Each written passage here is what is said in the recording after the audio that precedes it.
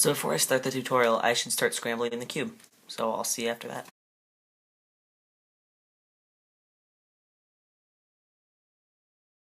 Okay, so that looks pretty good scrambled to me.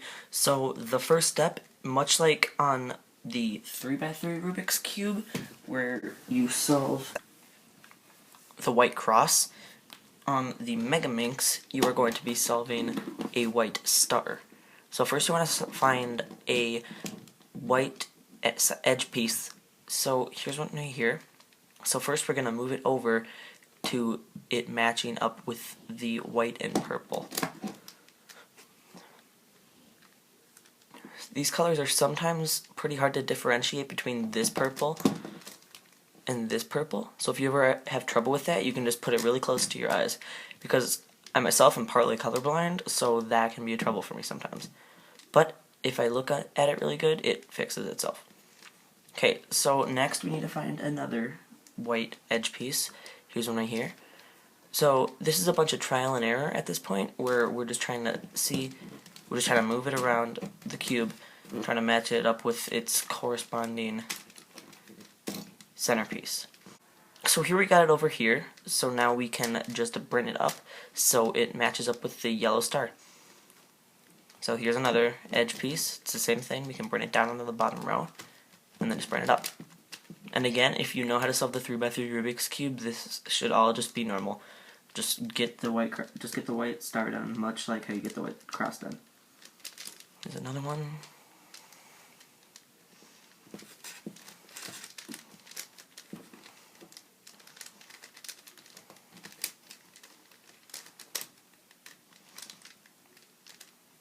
Now at this point, the edge pieces kind of like blend in with the rest of the other edge pieces, so a little bit of practice and you'll be able to match them up as good as I can right now, which by no means is good, but it's better than it could be. So there we have the yellow star, the white star, my bad.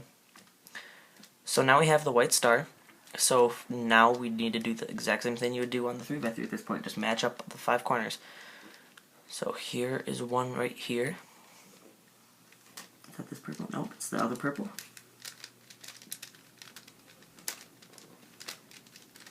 So now it's matched up right here. Same thing as doing it on the 3x3, you can just match it up. That is the same purple. So now, bring it up there. It's a little hard to do finger tricks on these bottom layers over here. Red and green. Whoops. This puzzle is a little loose. I might need to tension this because slip-ups can happen sometimes.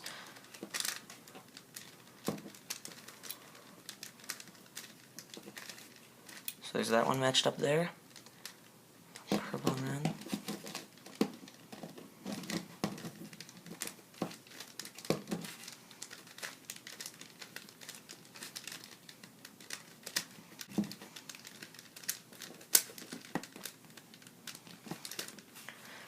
Okay, so I probably cut that last part out, but it's all going to be the same thing all the way through. You just want to make sure that all the edge pieces line up, all the corner pieces too. So you have the first side done. So here's some better lighting. So after you get the white corners done, it should be the same all the way through, so don't worry if I cut it out, because I probably did. But now what you want to do is you want to find an edge piece that lines up with any two centerpieces that correspond with the white edge piece, the white centerpiece. So here is a red and purple one, and if it's inside the thing and you need it in a different way, it's the exact same thing as doing it with a 3x3. You just insert in the algorithm to bring it out of there, then you can bring it around and then do the algorithm. U, R, U, I, R, I, U, I, F, I, U, F, U, F. Okay, so that's in there. Now we can find another one. That one's already matched up for us, so that's good. Find another one, and this is a very weird stage because there's so many different places that it could possibly be in. So, here's one right here. Sorry, camera. Knock the camera.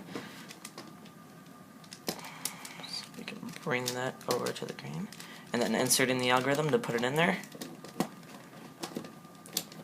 And at this point, it's basically the same thing for the rest of F2L, so I will time-lapse the rest and get back to you. So now you have F2L. So the next step is to get this line going around it. So what you want to do is you want to find an edge piece that can go in one of here. So I already have one right here, so I can bring it up to the top layer so it matches up with this one, and then bring it down. And it is in there. Now from this point, you want to move away from where it is. So if it's at the top right here, you want to move it that way. If it's at the top right here, you want to move it that way. It'll be a lot easier for you in the end. So now we want to find the edge piece that matches up with here, so we can find the bone, green, and red edge piece. Corner piece, my bad. Here it is right here. So now we can bring it in there. And if it doesn't line up right, you can do the corner rotating algorithm from the first cube. And now it's in there right. Bring it over there. And now we can find the bone and green edge piece. Okay, so here it is right here. So it is in one of the layers that the line's going to be in, so we can just bring it up to the top like normal. Bring it over to the bone one. And at this point, we can insert in an F2L algorithm to put it in there easier. So we can do the edge algorithm from F2L. Bring it back down there. So now we have this right here. So at this point, when you have this first little cross right here, this little line arrow thing, you can go either direction you want. I'm just gonna go the direction that I was already going, which is this way. So now we need to find the green, bone, and pinkish corner piece. So let's find that.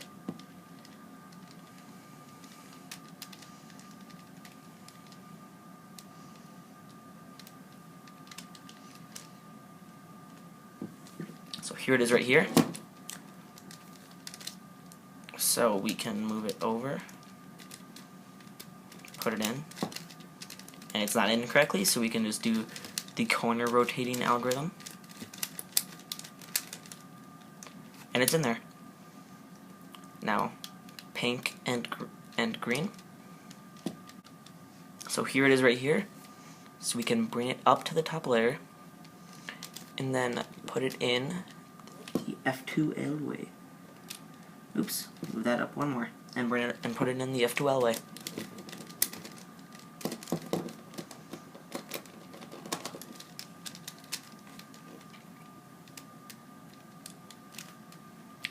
So now it's in there, and it is pretty much the same thing for this entire line, this zigzag line right here, until you get back to your original starting point.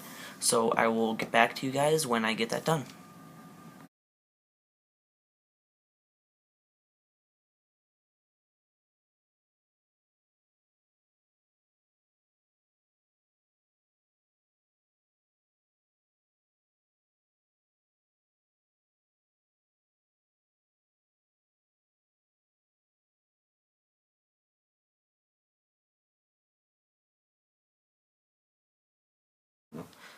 Okay, so I have that finished. So at this point, what you want to do is you want to get the edge pieces going in between the center pieces that are touching the line that you just finished. So first you want to find one that can go in there. So you want to find an edge piece that has no gray on it, because gray is our last layer in my case. So here's one right here. So you want to match it up with its corresponding centerpiece, just like in the last one, and since it's off to the left due to the left F2L algorithm from the first Rubik's Cube. And then you can find another one. Here's a grayless one right here, so it's off to the left, so it's the same thing.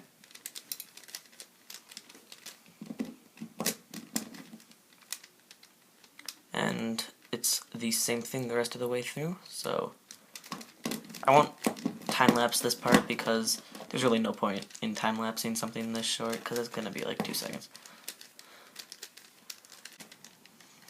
Okay, so now I will see you in the next video to get the last layer done. See you guys.